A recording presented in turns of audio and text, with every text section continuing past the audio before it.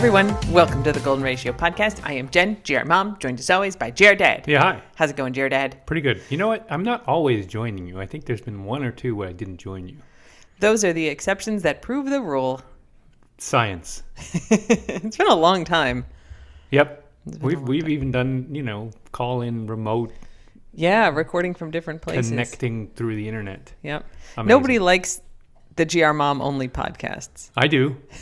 Well, which is funny because you have to listen to me just talk all the time. I've driven on long drives and put the podcast on so I can listen to you talking. I don't know. That sounds pretty good to me. That's pretty nice. Yeah. This is a no rules podcast. Which is my kind of podcast. You do all the work. I just sit here and babble. Actually, that's like I was going to say the other podcasts are like that too.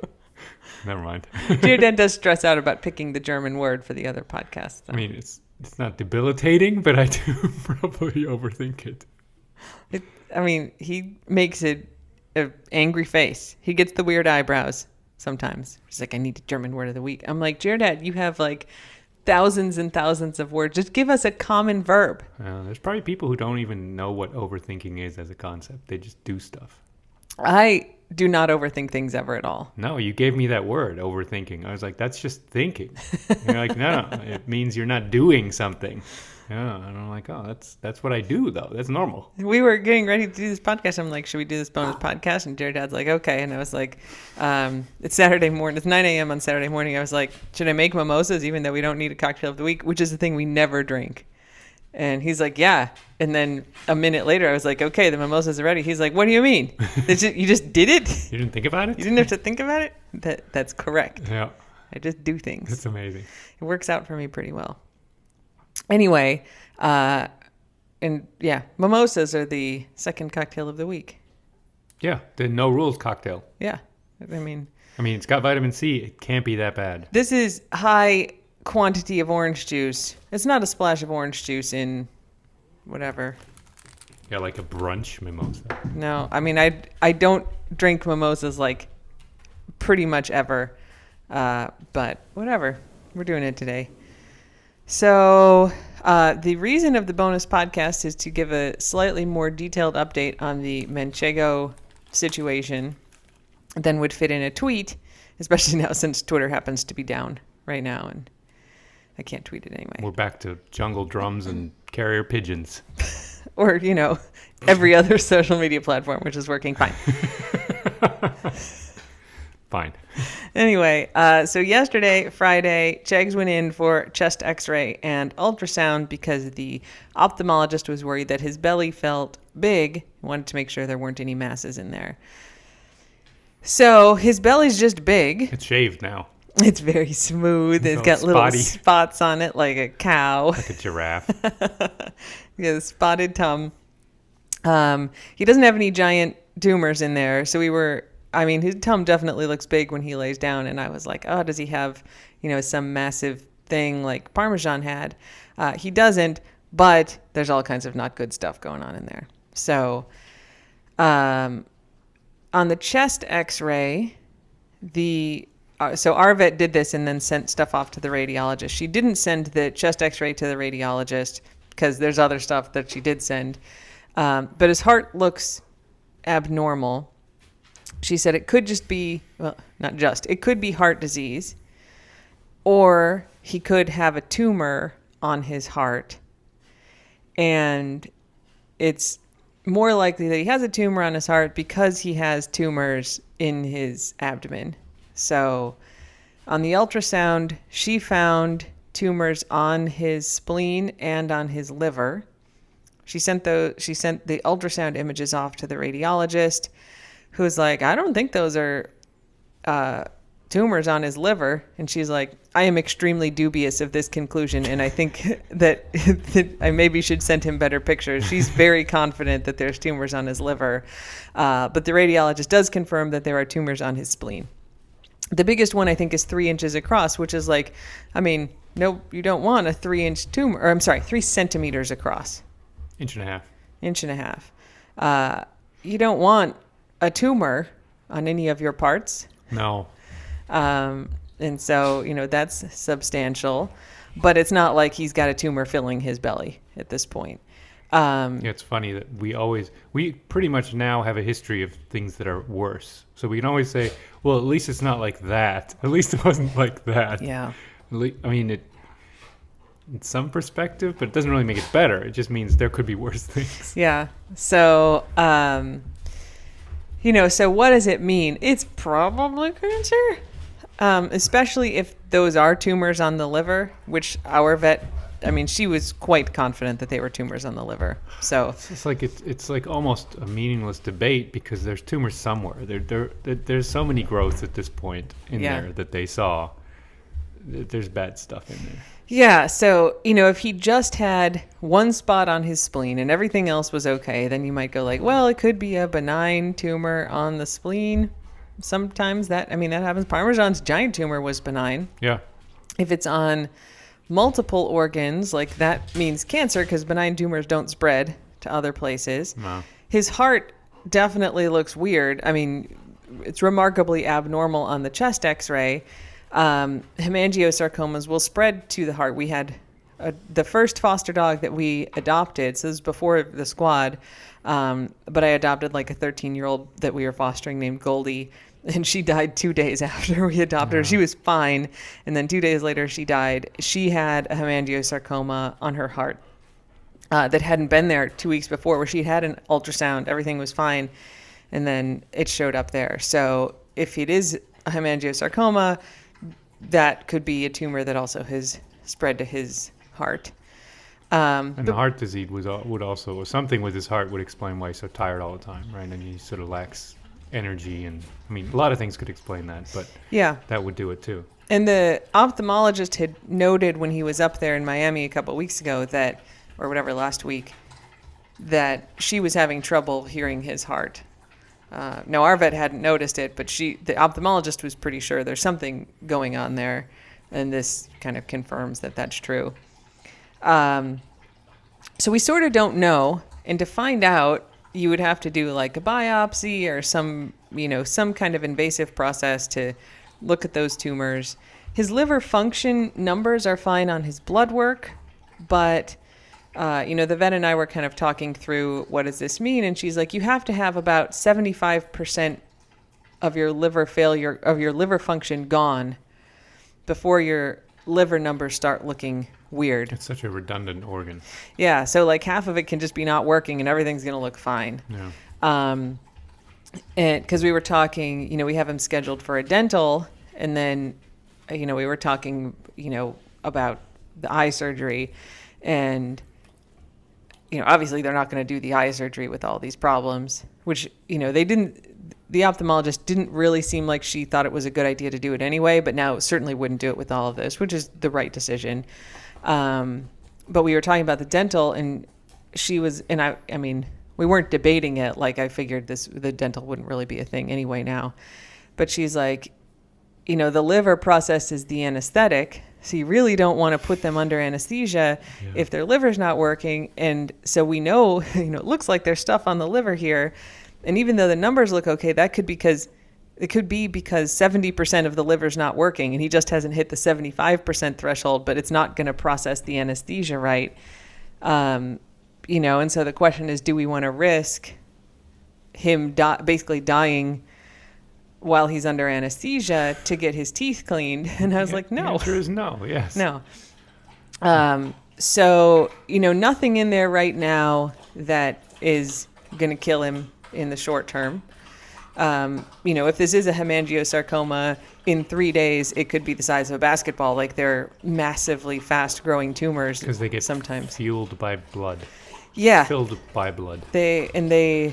But they also just develop so quickly, right? And so if they can really go, like Maggie had a hemangiosarcoma, and she was getting ultrasounds once a month for her other problem. Didn't see it, and then all of a sudden the next month it was there and pretty substantial. Yeah. And they were like, okay, well, no reason to do anything else. And then, I think she lived 2 weeks after that. We don't know that this is a hemangiosarcoma because all we can see is there's a tumor there. We don't know what it is, and we're not going to do, a big investigative process. If he were 5, Even if he were 7, I'd be like, sure, let's check. But he's 13, and look, if it is a hemangiosarcoma, it would explain the liver tumors, and it would explain the heart issues. Let's say it's a benign tumor. He still has heart disease. His heart looks very bad, like not at all like what it's supposed to look like. So then he has the separate problem of heart disease and diabetes and all this other stuff. And so what are we going to do? Like, he's got like 5 things that are conspiring to kill him in, not a long time. And he's 13. That's like past the expiration date for a golden.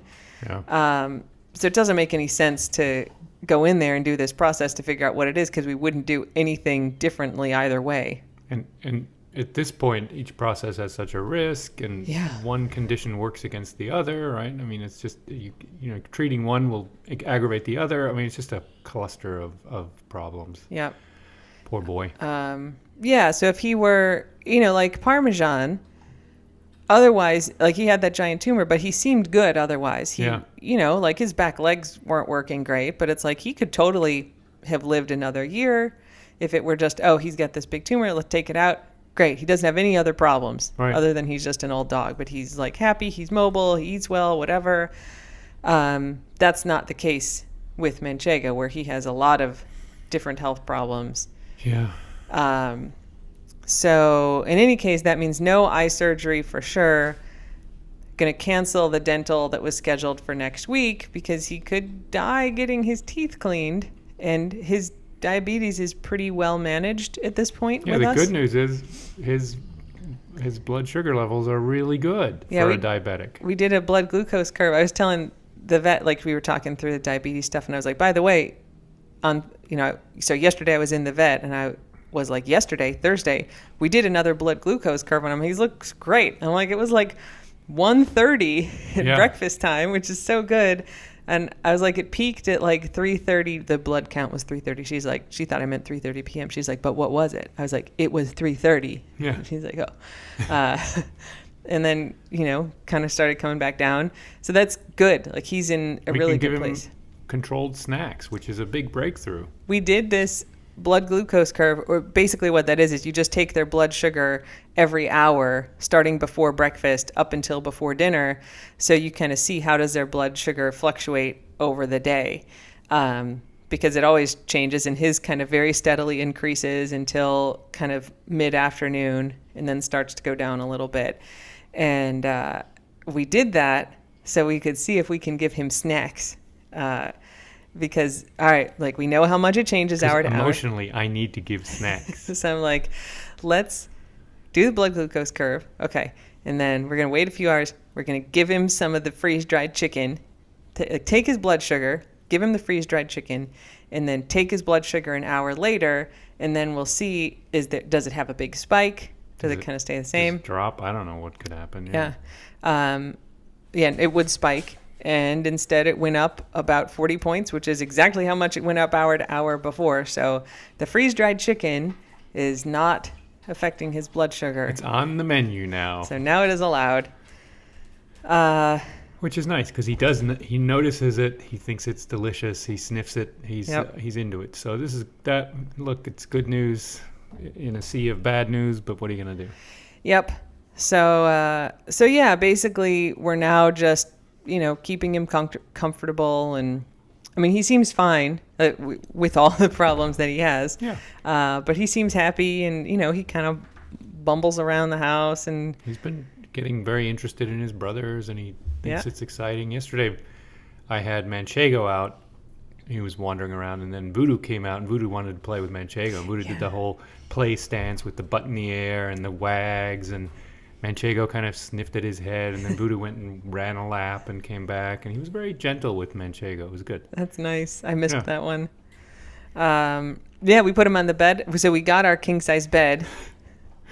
Yeah, it's in progress right now, the process. We woke up with no other dogs in the bed, and I was like, now we have a freaking continent-sized bed, and all the dogs are crowding around the now smaller outside of the bed. Except when we went to bed, there were 3 dogs in the bed. Yeah, that was good. We brought Manchego in the bed, which was really nice. He he didn't stay up there, but he was good. And then Guac and CB. And Dad was still, like, all the way at the very edge of the bed without any blanket. I was like, Dad. No, it's good. I just get warm. I had space. I didn't roll off or anything. It was good. Anyway. It was good. But we woke up. I felt like I was an island in the Pacific. I mean, it was just like, this will take some getting used to. And all the dogs are crowding around the outside. Like, here's a little bit of rug left outside the bed. Ugh, they act so put out. They were fine. And nobody complained. No. But anyway, yeah, so Cheggs up on the bed last night. He kind of lifts his head up and pants for a while and lays back down a lot all night, no matter where he is, which is like not the most conducive to sleeping with humans. Yeah. Because then he like wakes up and he pants for a while and then you wake up. You kind of wonder what's going on and make sure he's not trying to get up. Yeah. Yeah. So, but it was nice to have him up there. Yeah. He's a good boy. You put him down, I guess. Or I did. I took him down at some point. Yeah. Because I'm guessing he's not leaping off himself. That would be bad. Yeah. No. Voodoo oozes off. Guac leaps off. Yeah. Brody jumps down. Hopper he was up there. Lowers herself down very carefully. Yeah, it hurts your poor elbows, I think, know. to jump down. I know. Chief Brody kind of thumps down. Yeah. He doesn't jump. He does fine, but he doesn't. He doesn't ooze, but he decisively transfers weight. Yeah. So yeah, not great news for Cheggs, but also like not super surprising. Yeah, he's an old boy, and this is a cycle we had with Parm too, where we had very low expectations, and then we kind of raise the expectations. They go up because they're so awesome, and then stupid science and nature dashes the expectations a little bit. Yeah. I mean, the good thing is, like, his blood sugar is controlled now, basically for the first time ever. That's really good. Yeah. We did get him on some eye drops that are stopping his dry eye, which is good. It, like, makes his eyes feel a little better because they would get red before. Yeah. So that's good. Yeah. And, we're not going to be able to fix all the stuff, but he's settling in. Like, he seems happy. He wanders around the house. He was wandering around the kitchen the other day, like, sniffling around and just doing stuff. I think he can see a tiny bit. I think he can see light and dark and maybe some blurriness. Yeah. Because he doesn't bump into anything. He does stop short of any big obstacles, right? He can, like, a leaf or something. And he'll stumble over a dog, but he doesn't run into the furniture. And I think he wants to run into the dogs. Maybe. But like Kay, my pre-squad dog, she had uveitis, which is, basically leads to glaucoma, really high pressure in the eyes, which is super painful. Oh, it's terrible. Okay. And she ended up losing both of her eyes pretty rapidly. I mean, yeah, first one and then the other, but maybe a month or two apart. And so she was completely blind, right? Like they didn't actually remove the eyeball, but they do a procedure where they like inject something into the eye that basically stops all the eye function, so it can't get pressure anymore, but it also fully blinds you. Yeah, she'd be in a lot of pain, and we just weren't able to control it. So she was totally blind.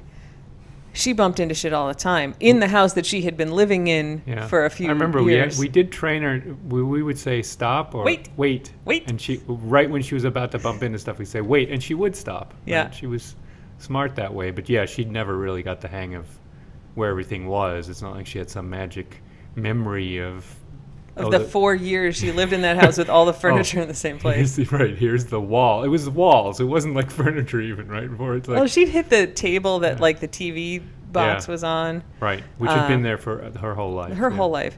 But so the fact that Cheggs doesn't run into like the ottoman or the edge of the couch, like he can kind of navigate around. He's never bumped into furniture.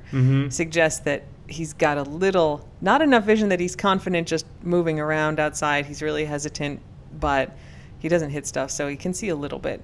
Yeah. Yeah. Yeah, and he wanted to go up the stairs at one time too. That's a bad idea. How does he know where the stairs are? Yeah. Maybe they smell like Stare. Maybe Stare has its own smell. The smell is that's.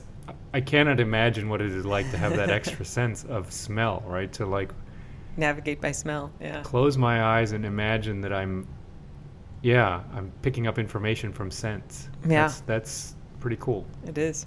I don't know how well it works or not. We ascribe some mystical. Maybe it's just like me trying to find a hamburger in a room. I wouldn't be able to find a hamburger by smell. I think I would.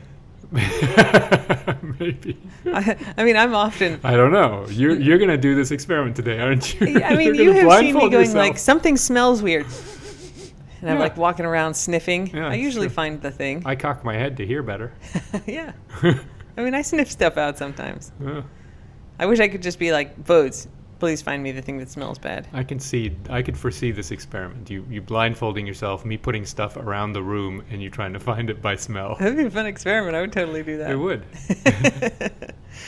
Okay. Well, anyway, sorry we don't have good news with Cheggs, but we're not super heartbroken because we kind of expected that he had some stuff going on. And we'll continue to give him super much love, and now with the treats, we can spoil him a little bit. Yeah. Nice. So, because we don't know what this is, we don't have a timeline. If it is a hemangiosarcoma, which is likely, if you listened to our episode on the Golden Retriever Lifetime Study, they had, here's all the dogs that have died from cancer, and basically 48% died from hemangiosarcomas and 48% died from some other kind of cancer. Other cancers, yeah. And then 2% died from everything else together.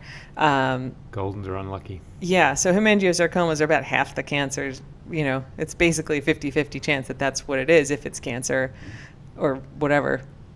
Anyway, there's a good chance it's a hemangiosarcoma. If it is, 2 to 6 months would generally be the prognosis. It's like half their cancers are the worst cancers you can think of is the hemangiosarcoma. It's like the worst. Terrible. It sucks. It can be super fast that, where they, and with a lot of our dogs, it's been like that, where they go from like nothing to all of a sudden they've got this really big thing and it's getting in the way. And I think with all of his problems, it would likely, if that tumor gets big, cause issues kind of more aggressively than if he were healthy otherwise. Yeah.